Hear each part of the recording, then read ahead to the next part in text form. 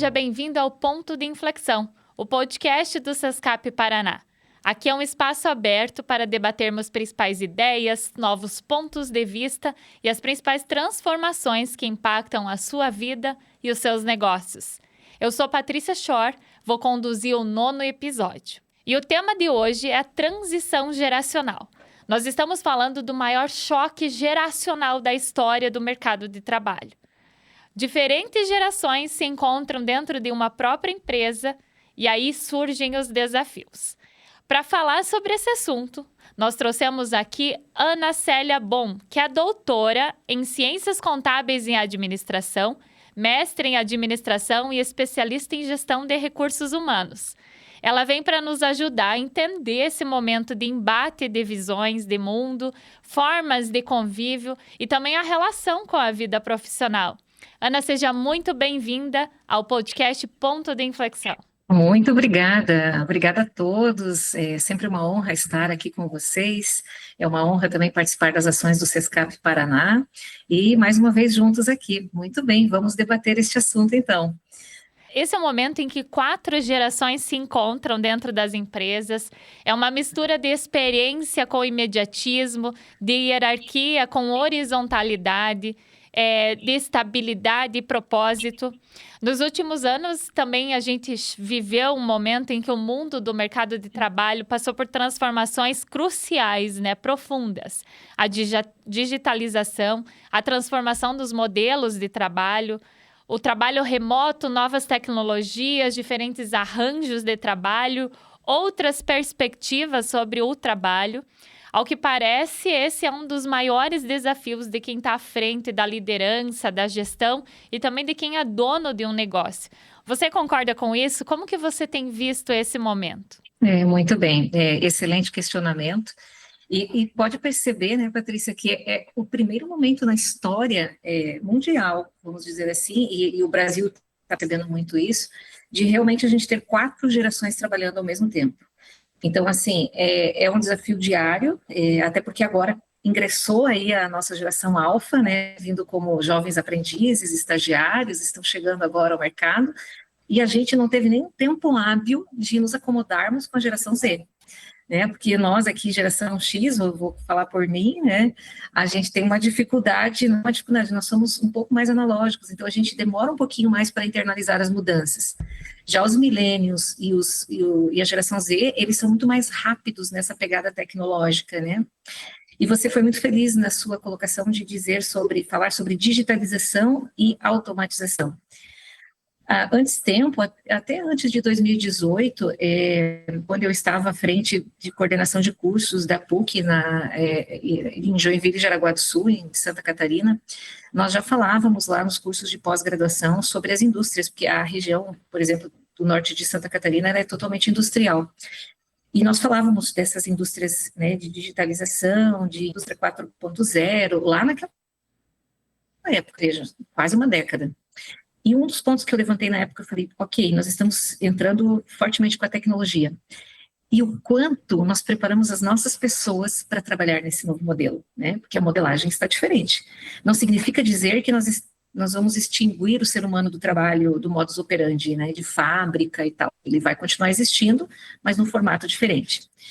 Então, acho que hoje o principal desafio é fazer com que cada ser humano, e aí isso é uma obrigação interna dos gestores e também é uma obrigação nossa enquanto profissional, de estarmos em constante movimento de aprendizado.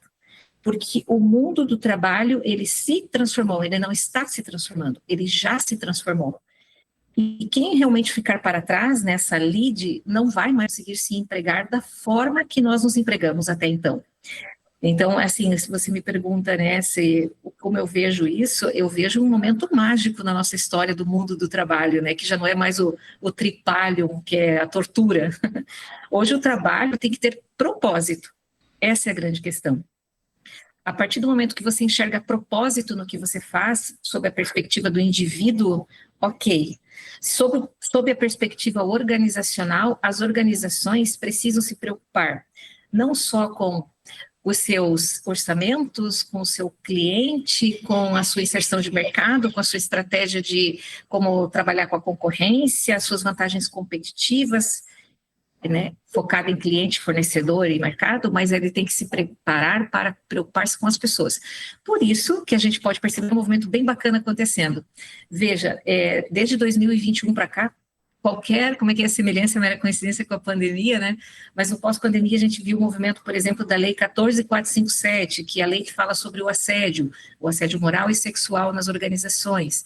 Agora, recentemente, esse ano vai entrar em vigor, né, uma pauta ali, uma emenda da NR1, que diz respeito à saúde mental do colaborador, não é mais só sobre saúde ocupacional, é sobre saúde mental. Então, assim, quando você pergunta, né, o mundo está mudando, não, ele já mudou, e a gente tem que só cuidar para não ficar para trás, né? Então, essa é a minha visão sobre isso. Não sei se respondi ou se você deseja algo a mais sobre isso. Com certeza, e Ana, também tem isso, né? Essa mudança, essas novas gerações trouxeram uma nova percepção sobre o que é o trabalho, né? Como você falou, hoje elas buscam muito propósito. A saúde mental pós-pandemia também entrou em pauta, virou uma obrigação das empresas, tendo em vista até a NR1, né?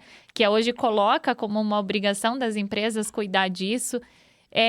Como que equilibra tudo isso? A gente vem de uma geração que também é muito focada em resultados, né? Quantas delas, principalmente os profissionais mais sêniores, que não aprenderam a olhar para isso, né? Às vezes levavam problemas para casa, os problemas pessoais, o problema mental, ele era simplesmente tratado de uma forma muito diferente e hoje ele se incorpora também às organizações. Como que consegue equilibrar tudo isso com perfis tão diferentes trabalhando juntos? Perfeito. Aqui a principal palavra aqui, né, seria a empatia. E num segundo momento, poderíamos falar de escuta ativa. As pessoas, como um todo, enquanto profissionais alocadas no mesmo ambiente de trabalho, elas precisam ter um despertar para a empatia, para enxergar aquele outro ser humano que está trabalhando ao lado dela, que tem mais ou menos idade do que ela, que está fazendo parte de outro contexto profissional, como um outro ser humano par, que está ali para cumprir também as obrigações dele, mas também está ali para se sentir feliz, porque aí vai de novo naquela questão do propósito. Então, a partir do momento que eu consigo desenvolver, eu enquanto indivíduo profissional operando numa empresa, eu consiga ter essa sensação empática de adicionar o meu colega que é mais velho do que eu e tem dificuldade na tecnologia, e também de enquadrar uma pessoa mais jovem, que para ela, aquele problema que parece um monstro sob o sentido de qualquer resolução de ordem emocional, né, porque a geração Z, a gente já vai falar um pouquinho sobre essa questão, então a gente, enquanto geração X, acha que, nossa, isso nem é um problema, né, porque nós somos um pouquinho mais casquinhas nas costas, assim, né, a gente é um pouco mais duro, nós fomos forjados, né, e a geração Z, ela vem um pouco mais delicada. Então, essa empatia também do mais velho, entender que o mais jovem, ele não sabe lidar com os problemas da mesma forma com a qual nós lidamos.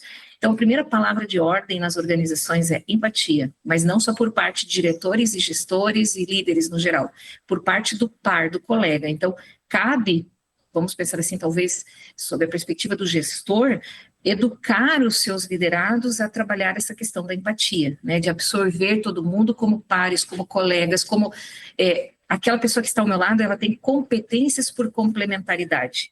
Ela não está ali porque ela veio me ferir ou tirar o meu lugar, ou porque ela eu brinco, né, que às vezes a gente brinca que é o BIOS, né, um bichinho ignorante operacionalizando o sistema. Não, a gente está ali porque está aprendendo, nós estamos sofrendo ainda, né, enquanto aqui geração X, para poder lidar com todas as tecnologias de pronto de hoje, inclusive a IA, né, que nós já estamos aí no mundo da IA. Bom, e a segunda questão que eu falei para você, além da empatia, que é essa questão da escuta ativa. Fala para mim, Patrícia, não tem momento melhor na vida de quando alguém está atento a você e realmente te ouvindo, porque a escuta ativa é um momento de aprendizado mútuo, é um momento de você, né, se desarmar e entender o ponto de vista do outro, ainda que venha de encontro, né, que é de choque ao que você pensa. Então, a partir do momento que eu consigo entender que o outro tem dificuldades, eu ouvi o que ele trouxe e eu consigo absorver e fazer uma melhoria em cima disso, ele vai se sentir pertencido, vai passar a confiar em você e esse movimento de confiança vai se espalhar dentro daquela equipe de trabalho, daquele núcleo de trabalho, né? E em termos geracionais, pode perceber que existem situações, sim, muito distintas entre as gerações. A X vem de um Brasil que nós tínhamos muita dificuldade. Nós tínhamos, eu sou nascitura de um ano em que ainda era ditadura. 10 anos depois, o Brasil entrou na democracia. Então, quer dizer, nós somos nenéns em democracia. E naquela época, eu me lembro muito bem até hoje, a dificuldade que a gente tinha de acesso a tudo. A alimentos, né, ou diversidade de alimentos, a diversidade que nós temos hoje, as universidades que a gente tem hoje em cada canto desse país, tem faculdades, centros universitários, universidade. A educação no tempo era algo assim que, nossa, conseguir chegar a uma universidade era algo muito especial. E hoje está aí, né, para todo mundo. E quando tem demais, a pessoa acaba não dando atenção. Então, a geração Z, ela sempre teve tudo na sua mão. Ela não tem como nós o preceito da escassez. Então, ela acaba não dando tanto valor, talvez, para tudo que nós tivemos que construir de uma forma mais dolorosa, vamos dizer assim. Então, por isso que, como eu digo que a gente foi forjado aí, né, com um pouco de casquinha nas costas, quando eu digo isso é porque a gente sofreu mais nesse aspecto. Mas eu não estou desmerecendo a geração Z que está tendo impactos hoje emocionais muito fortes, porque eles são bombardeados por informações, eles são bombardeados e assediados o tempo todo para ser melhor, para performar, porque esse lugar é melhor, esse produto é melhor, aquele carro é melhor, o colega é melhor. Então, assim, isso também é muito triste. Então, a gente tem que entender só essas nuances de diferentes contextos, e com a empatia, com a escutativa, a gente começa a trabalhar num âmbito um pouquinho melhor, certo? Esse é um ponto bastante importante nas empresas, né, sobre lidar com a complementaridade, né? A gente percebe que são gerações que elas não têm que disputar entre si, mas elas precisam se complementar. Até porque a gente vive esse momento específico aí do mercado de trabalho, onde a gente precisa ter domínio de técnicas, a gente precisa estar imerso e também dominar a tecnologia, né? Como você falou, a própria inteligência artificial chega aí para substituir muitas tarefas e não pessoas, né? Para substituir muitas tarefas operacionais, mas também não dá para deixar de lado tudo que é humano, né? Isso ninguém é capaz de substituir, nem mesmo a inteligência artificial. Então, você precisa também ter esses recursos, né? Saber trabalhar, porque senão acontece justamente esse estranhamento real, né? Que é o embate, o confronto entre essas gerações diferentes, né? Excelente, Patrícia. E ao encontro do que você está comentando, deixa eu te falar algo bem bacana, que eu vejo um movimento muito sadio acontecendo ultimamente, né? Porque a gente vem aqui sempre fala de desafios da intergeracionalidade, dificuldades de lidar com a geração Z, com a X, com o milênio, com... Vamos lá, vamos pensar o seguinte, olha que bacana, olha que oportunidade de crescimento e de aprendizado intergeracional. Mas eu vejo um movimento bacana que está acontecendo, que é o seguinte... antes tempo, nós olhávamos muito para os currículos, né, e eu venho dessa especialidade em gestão humana, e a gente olhava muito a parte dos hard skills, né, que são as competências técnicas. No máximo, nós dávamos muito valor para a parte conceitual, que é o quanto aquele indivíduo tem a capacidade de fomentar inovações, visão sistêmica, visão intraempreendedora, visão de dono, enfim, melhora contínua e tal. Hoje está se olhando muito para as competências comportamentais, para as soft skills. Então, nós estamos tendo que formar colaboradores dentro também da esfera do comportamento. E aí a gente tem um embate que, se nós formos para as escolas de psicologia, a psicologia vai nos dizer o seguinte, não tem como mudar a personalidade humana.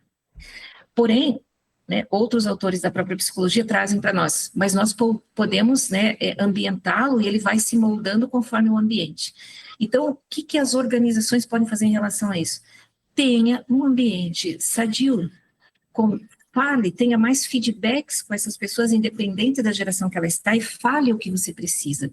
E também diga para ela, de uma abordagem assertiva, uma comunicação não violenta, o que você gostaria que aquela pessoa fizesse e te entregasse. Diga a ela o que você precisa, né? E fale para ela assim, gostaria tanto que você, nessa perspectiva de liderança inspiradora, que você fosse fazer um estudo sobre isso e depois me conte como você se sentiu em relação a isso. Olha que interessante, como você se sentiu em relação a isso. Que pode ser que a gente, às vezes, pague lá um treinamento, uma imersão de 3 dias e tal, envia a pessoa para um treinamento, ela fica lá imersa e ela volta desacorçoada. desolada, porque não era o perfil dela trabalhar naquele modelo de treinamento para aquele contexto. Talvez se a gente trouxesse uma palestra de 1 hora para uma pessoa que já é pragmática, que tem um perfil lá, vamos puxar o MBTI, por exemplo, né? Ela é INFJ. É uma pessoa que talvez queira um treinamento mais rápido, mais conciso, mais pragmático, ela vai entender. Ela vai pegar 3, 4 palavras e vai dizer, nossa, eu preciso melhorar nisso. E aos poucos ela vai se auto-percebendo e vai vendo que ela realmente precisa melhorar. Então, nessa perspectiva individual, a pessoa também precisa buscar melhorar o tempo todo. E as soft skills estão em evidência hoje nas organizações, na montagem das suas trilhas de carreira, nas suas trilhas de conhecimento, nos treinamentos que são oferecidos pela intranet, nos pré-requisitos para ocupar outros cargos de gestão, quando ele está aqui, tipo, como encarregado, daí ele vai ser convidado a ser coordenador, ele só valida se ele demonstrar lá alguns quesitos bacanas de inteligência emocional, de diplomacia, de liderança, e por aí vai. Eu espero que esse exemplo tenha sido um exemplo feliz, porque eu quero dizer para vocês que, assim, ó, assim como existem desafios, eu estou vendo um movimento muito sadio acontecendo hoje nas organizações em nível de país, né, porque a gente atende realmente empresas do Brasil inteiro. Não foi só um comentário feliz, mas também ele faz todo sentido, até porque é comprovado por uma pesquisa da Deloitte que diz que as lideranças mais eficazes são aquelas que justamente são capazes de construir ambientes onde diferentes gerações se sentem ouvidas e relevantes. Então, tem tudo a ver com o que você falou. Quando a gente fala em liderança, é hora de criar um espaço de construção conjunta. Como que faz isso na prática, Ana? Perfeito, é excelente. Eu adoro quando vem essa palavra, né? Como que a gente faz isso na prática organizacional? Aí a gente remonta lá à academia, né? Quando eu busco a minha tese de doutorado, em que eu trabalhei uma das teorias, eu vou chamar assim, uma das teorias mais brilhantes que eu já estudei, que foi a teoria de liderança com base na complexidade. Então, ela busca lá a teoria da complexidade, estuda um pouco do caos e vem e traz isso para um contexto de liderança. Então, essa Complexity Leadership, que é a TLC, ela está pautada o papel do líder como um líder adaptativo. Olha que interessante. Então, o líder, ele não é mais o protagonista, ele é um agente de mudança junto com outros agentes de mudança que ele vai formar. Ou seja, ele abre espaço para mudança emergente, ele faz com que esse liderado seja um agente, né, das forças emergentes de melhoria contínua. Ou seja, a estratégia, ela não passa mais a ser só a estratégia deliberada que vem do planejamento estratégico, ela passa a ser uma estratégia emergente que vem do contexto e da prática organizacional. Então, como é que podemos fazer isso acontecer realmente na prática? É formar bem o nosso líder, é dizer para ele assim, ó, você não é o único para ter o sucesso empresarial, não é só você que tem que aparecer quando a gente faz uma call, quando a gente faz um talk, quando a gente faz uma palestra, dê voz para o teu liderado, deixa o liderado apresentar uma ideia de melhoria, deixa ele trazer lá um agente de IA que ele descobriu que faz sentido para a gente aqui no nosso escritório de contabilidade, vamos vivenciar isso todos juntos. Então, quando esse líder adaptativo, né, e que ele tem uma abordagem assertiva, que as pessoas enxergam ele como uma inspiração, um mobilizador e um engajador, a equipe toda vem junto. E aí você tem o que dentro da empresa? Conhecimento organizacional, né, disponível para todos. Então, essa é a minha percepção de liderança. Eu acredito que, assim, eu não sou um líder e tenho sucesso porque eu sou sozinha aqui, né? E hoje participando, por exemplo, desse podcast maravilhoso. Mas eu tenho uma equipe que está comigo. E eu tenho uma equipe, Patrícia, de geração Z, que estão comigo há 5 anos. Então, assim, eu adoro a geração Z, porque eles querem participar de tudo. Então, eu preciso ser uma líder adaptativa. E eu acho que também tem muito a se ensinar, né? Muito a se aprender. De um lado se ensina, do outro aprende, né? Em todas as gerações. Eu trago aqui o reporte Futuro dos Trabalhos, na tradução para o português, do Fórum Econômico Mundial de 2025, então está bem atualizado, que diz que nós estamos diante de uma transformação estrutural do mundo do trabalho, onde novas tecnologias trazem maior incerteza e também mudança no significado de trabalhar. Eu acho que a a gente, quando fala em propósito, quando fala em trazer assuntos à pauta, mas também olhando para o lado do empresário que está lá na ponta, que precisa de performance, precisa de resultado. Não adianta também a gente só olhar de uma forma utópica, né, para questões de bem-estar se não tem resultado. Então, o que a gente pode aprender num momento como esse? Isso, sobre performance, né? Sempre lembrar de metrificar, então, métrica e acompanhamento. Quem acompanha? Um líder, uma pessoa que é um analista que fica olhando isso e trabalhando com as pessoas para entender e mitigar os riscos de como e o porquê não chegamos naquelas metas, naqueles OKRs que a gente traçou. Mas isso é um adendo aqui, é uma parte da qualidade, porque justamente hoje nós estamos aqui em auditoria, inclusive. Sobre a estruturação diferenciada para o mundo do trabalho, sim, mudou completamente, né? E eu vou dizer para você que eu sempre fui uma pessoa muito incomodada na minha vida, eu sempre fui muito de não ficar confortável nas situações que eu vinha vivendo, porque eu sempre pensava, isso vai mudar. E isso vai mudar. E quando eu estudei lá em 1999, né? Eu estou aferindo o quanto que eu já estou na geração X, né? Em 99, quando eu estudava Bauman, ele falava assim: é a modernidade líquida, o mundo do trabalho vai mudar, não vai mais ter estrutura, tudo vai ser líquido. E aí eu observei o meu campo de trabalho ao meu redor, porque já naquela época eu já não trabalhava com o telefone fixo. Tem gente que está ouvindo, talvez a nossa live não esteja entendendo, nosso podcast não vai entender o que é isso, né, o que é um telefone fixo. Sim. Mas eu já não tinha mais essa estrutura, já não tinha mais o computador de mesa, eu já estava com um notebook, eu estava com o celular e eu estava trabalhando dentro do meu carro, me locomovendo, fazendo os atendimentos empresariais, né, na época eu trabalhava em bancos, eu tenho 15 anos de área bancária, mas eu já trabalhava em loco para fazer liberações de crédito. Então, naquela época eu já estava vivenciando aquilo, e eu pensei, se isso já está acontecendo agora, meu Deus, o que vai ser do amanhã, né, a minha preocupação, a minha inquietude, eu sou um ser humano inquieto. E aí, Patrícia, ao perceber que as estruturas mudaram, eu vou dizer assim que até a estrutura vai acabar, nós não vamos mais ter estrutura, nós vamos ter ambientes compartilhados e de vivências muito próximas com outros seres humanos de outras áreas, né, com competências diferentes das nossas, e que nós vamos nos unir para a gente poder ter mundos ainda melhores. Então, eu posso trabalhar de qualquer lugar, e isso já acontece hoje, né, você pode estar no aeroporto e você está fazendo uma call com alguém que está lá no outro lado do mundo, né, ou você está, sei lá, aqui nessa empresa que eu estou hoje, por exemplo, teve um momento que acabou a luz, aqui deu um problema, arrebentou lá, né, a rede, eles ficaram sem energia por 2 dias. Qual foi o plano de contenção, a margem de risco que a gente fez sobre isso? O pessoal foi para casa, cada um levou o seu notebook e trabalhou de casa. Parou a operação? De certa forma, sim, a parte da fábrica. Mas o pessoal, que são os trabalhadores do conhecimento, conseguiram trabalhar de casa. Então, sim, a estrutura mudou. E quando a gente fala em estrutura, a gente tem que lembrar que são três situações na estrutura. A estrutura organizacional de infra, né, que é a parte do design organizacional, que mesa, cadeira, todo o necessário para o trabalho, mudou enquanto o pensamento estratégico. A gente percebe hoje que a participação das pessoas no planejamento estratégico está mais vivencial, né, estão sendo convidados outros níveis hierárquicos da empresa para participar, e também as pessoas que também fazem parte, né, de toda essa estruturação nova hoje para poder fazer dar certo.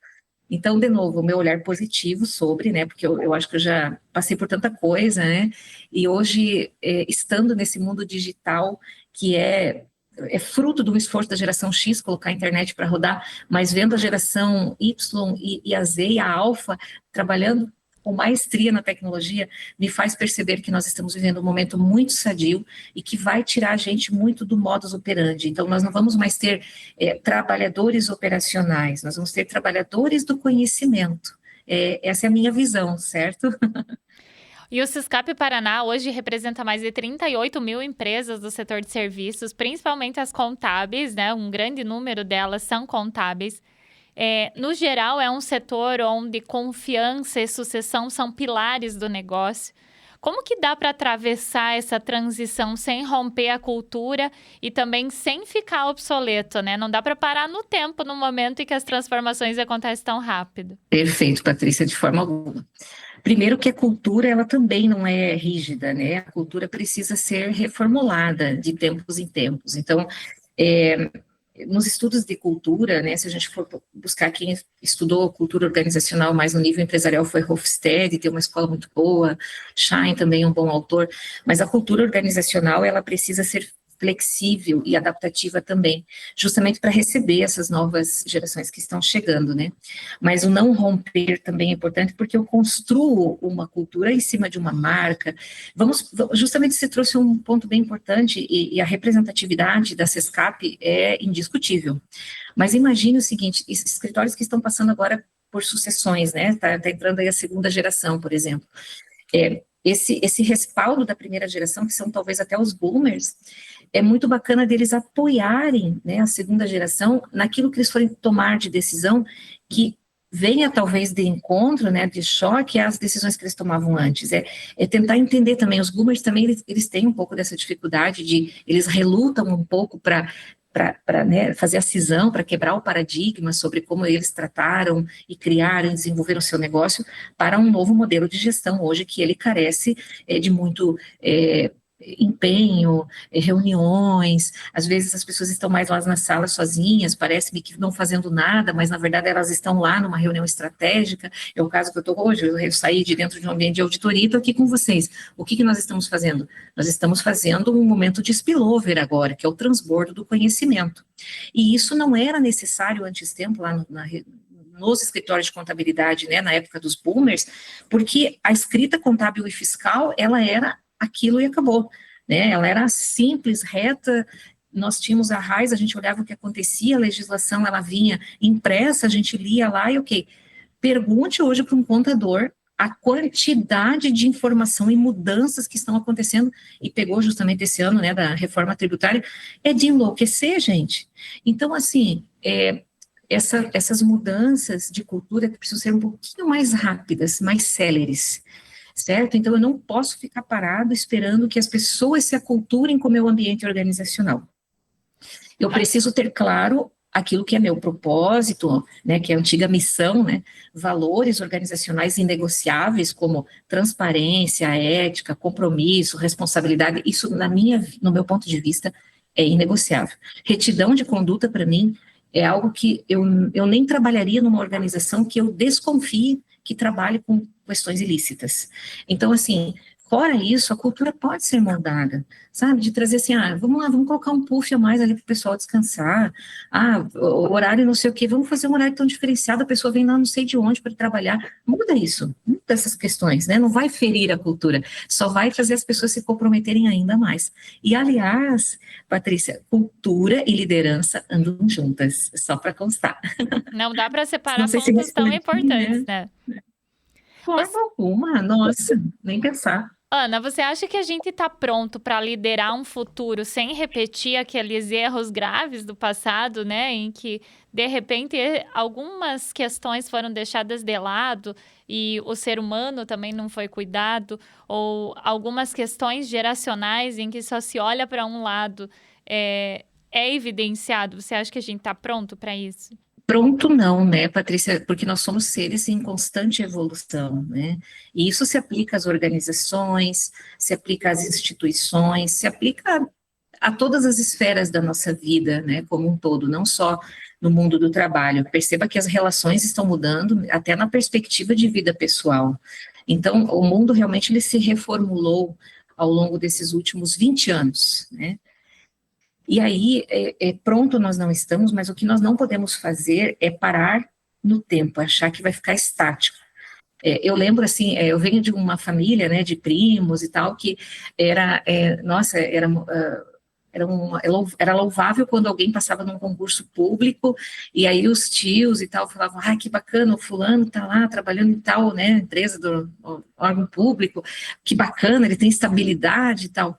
Aí hoje, quando eu me vejo na idade que eu estou, e atuante, e andando para cá e para lá, e tenho empresa, e me preocupo com os meus colaboradores, me preocupo com os meus clientes, com o fornecedor, e aí eu penso assim, nossa, né, Dona Célia, mas por que você não ficou lá no concurso público? mas aí eu não teria tido essa oportunidade de viver isso como eu vivo hoje, porque o concurso público trouxe talvez a estabilidade para alguns, mas a estabilidade mental, a estabilidade emocional, cadê? Todo mundo sofre, né, de alguma maneira ou de outra. Então, quem tem empresa, gente, assim, os empresários, e principalmente nós que estamos na prestação de serviços, e as empresas que estão hoje sob a égide da SESCAP são prestadores de serviços, nós temos a obrigação de evoluir. Então, assim, nós não vamos mais andar para trás, a gente daqui só vai andar para frente. Então, assim, faça uma pergunta, assim, a cada final de ano, quando você vai iniciar um novo ciclo, o que eu vou fazer de diferente neste ano, pautado no histórico que deu errado, como se fosse assim, sabe, as minhas não conformidades, né, lá da ISO 9001, o que eu fiz de errado e que em cima desse erro gerou um aprendizado e eu vou fazer diferente no ano que vem. E aí você vai, assim, ó, aquele discurso de história é balela, aí a empresa tem 30 anos de história. História é diferente de histórico.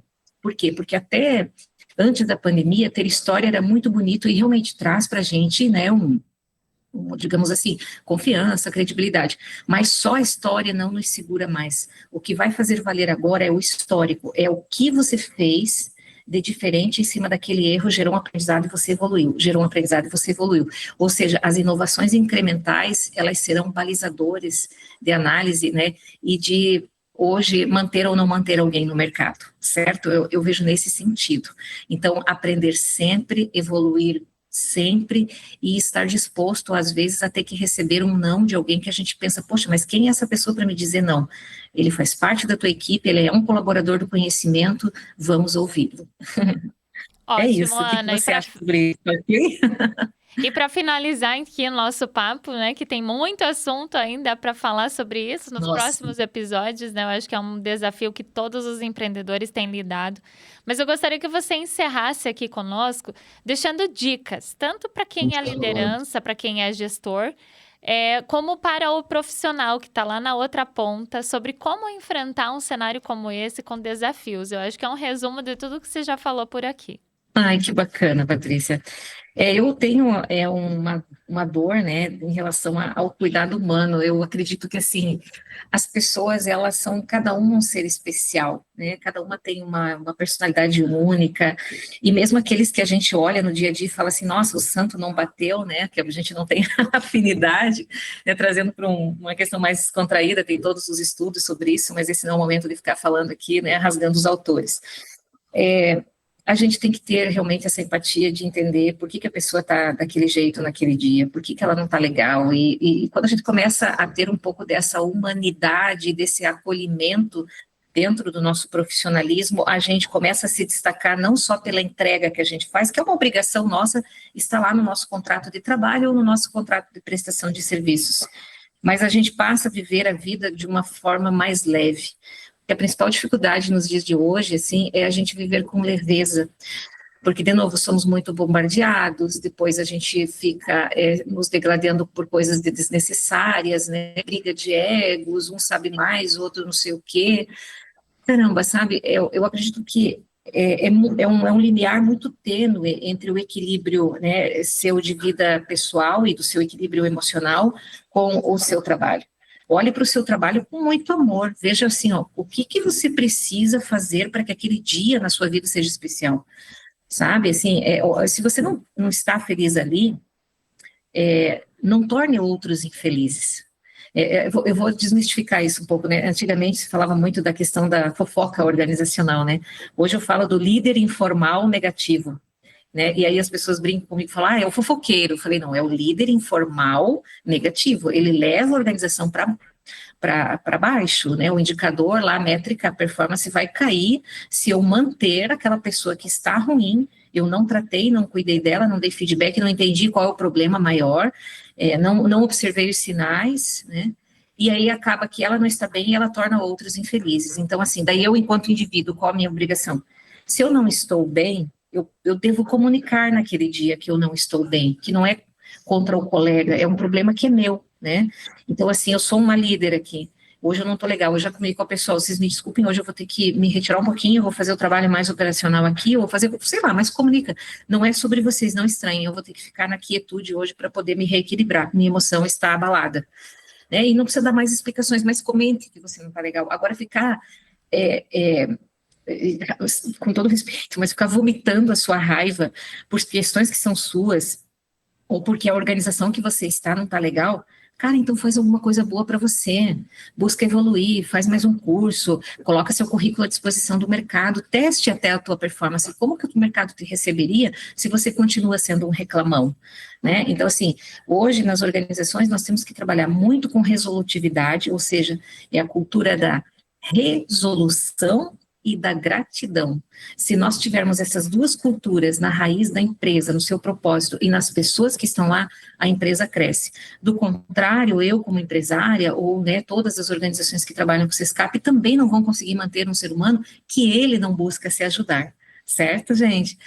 Ah, assim, falar de trabalho para mim, eu respiro o trabalho, sabe? Eu tenho uma vida dedicada ao trabalho, desde a minha mais tenra idade, desde menina, e eu nunca, em nenhum momento, reclamei de alguma das minhas atividades, né? Eu brinco que eu nunca tive que demitir cliente, né? Que às vezes eu tenho comentários aí dos meus outros colegas consultores e falam, poxa, mas que saco, de novo isso aqui, olha esse cliente fazendo, não quero mais atender. Eu falei, calma, vamos lá, vamos ver o que aconteceu. Então, assim, é justamente por isso que a gente é consultor, né? A gente é pago para resolver o problema, para cuidar, para ouvir, se tiver que dar um esporro também, falar, olha, você deveria ir por aqui, né? Se você tem um pouco de liberdade aí para falar com o diretor da empresa, fala, cara, acorda, o mundo mudou. Mas, assim, demitir a empresa ou sair dizendo que você não vai mais fazer, isso não pode, gente. Vamos crescer, vamos evoluir. Um pouco de bondade, acho que é muito bom, né? Ser bom, né? Não ser bonzinho, né? Mas ser bom, ter bondade. E, acima de tudo, ter amor pelo que você faz. Acho que essa palavra eu não tinha usado ainda, então a gente tem que ter muito amor pelo que a gente faz, muita entrega, ok? Ótimo, Ana. E eu acho que é isso, né? A gente está falando de um choque geracional, mas para que ele não vire um confronto, mas sim uma adaptividade, né? Uma adaptabilidade entre as gerações. E toda geração acredita que a outra, diferente da sua, é diferente demais, mas talvez a pergunta não é sobre como lidar com ela, e sim como a gente evolui juntas, né? Ana, muito obrigada pela tua participação aqui no podcast Ponto de Inflexão. Eu que agradeço, Patrícia, a você, a todo o pessoal do SESCAP, que vocês continuem fazendo esses movimentos importantíssimos aqui, né, para tomara que todas essas nossas reflexões cheguem, impactem pessoas, cheguem nos locais certos, e que a gente tenha cada vez mais o bom senso de entender que o mundo é feito por todas as pessoas, e nós não somos o centro do universo, então nós estamos aqui realmente para aprender, certo, gente? É isso. Obrigada por tudo aí, queridos. Um ótimo dia para todos vocês. Obrigada, Ana. E para você, tá desafiador lidar e gerenciar com a sua empresa e os seus times e com todo esse processo de transformação geracional que acontece por aí? Conte com a parceria do SESCAP Paraná. Além de cursos, eventos que podem te auxiliar no conhecimento para lidar com diferentes situações, você também pode associar a sua empresa para fazer parte desse ecossistema de transformação das empresas. Obrigada pela companhia nesse episódio. Se você gostou desse conteúdo, aproveite e compartilhe com os seus contatos, com gestores e empreendedores, e siga a gente nesses canais. Até o próximo episódio.